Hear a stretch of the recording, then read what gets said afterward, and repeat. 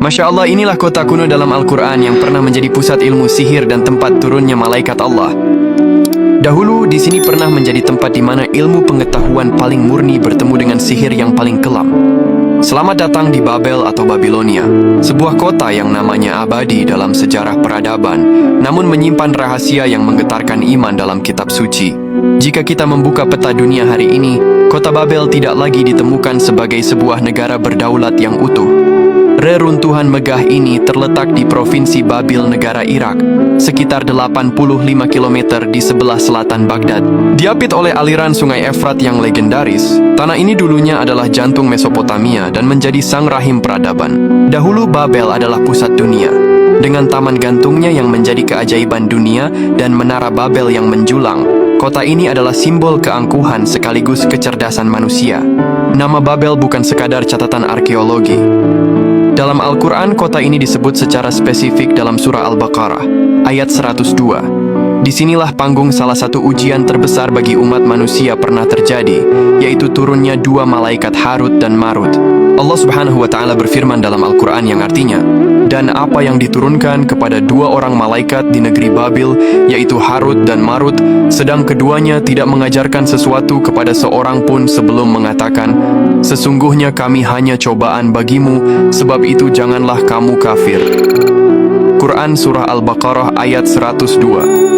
Kisah ini bermula saat sihir merajalela di masa Nabi Sulaiman alaihi salam. Setan-setan menyebarkan fitnah bahwa kekuasaan Nabi Sulaiman didapat dari sihir, bukan mukjizat. Allah kemudian menurunkan malaikat Harut dan Marut ke kota Babel, bukan untuk menyesatkan, melainkan sebagai ujian. Mereka mengajarkan perbedaan antara ilmu sihir dan mukjizat. Uniknya, setiap kali ada orang yang ingin belajar, kedua malaikat ini selalu memberikan peringatan keras.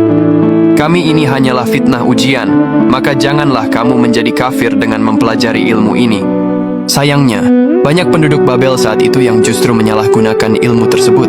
Salah satunya untuk memisahkan hubungan antara suami dan istri. Bayangkan Babel di masa itu seperti sebuah pusat gravitasi bagi para pencari kekuatan supranatural. Narasi sejarah menyebutkan bahwa di jalan-jalan kota yang dilapisi batu bata biru mengkilap, praktik-praktik okultisme berkembang pesat bersamaan dengan ilmu astronomi yang sangat maju. Kota Babel menjadi laboratorium pertama di mana garis antara sains dan klinik menjadi sangat tipis. Penduduknya mahir membaca bintang, namun di balik itu mereka juga terobsesi pada mantra-mantra yang mampu memanipulasi realitas. Inilah yang membuat Babel memiliki aura yang berbeda dibanding kota kuno lainnya, seperti Roma atau Athena. Ada jejak mistis yang belum sepenuhnya sirna. Setelah ribuan tahun terkubur debu dan sempat mengalami restorasi, reruntuhan Babel kini telah resmi masuk dalam daftar situs warisan dunia UNESCO sejak tahun 2019. Babel adalah objek wisata utama di Irak. Kita bisa berjalan melintasi gerbang Ishtar yang legendaris meskipun gerbang aslinya berada di Museum Pergamon Berlin, replikanya di Irak tetap memukau. Kalian bisa melihat dinding-dinding bata yang masih memiliki ukiran naga Sirus dan banteng. Wisatawan yang datang seringkali merasakan atmosfer yang sunyi dan berat. Berjalan di antara labirin tembok bata kuno di bawah terik matahari Irak membuat kita sadar betapa kecilnya manusia. Kota yang dulu penuh dengan hingar-bingar ilmu sihir dan kekuasaan, kini hanya menjadi saksi bisu yang sunyi. Babel bukan sekadar tumpukan batu bata.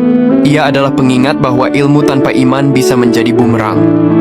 Kisah Harut dan Marut mengajarkan kita bahwa ujian bisa datang dalam bentuk ilmu yang menggiurkan.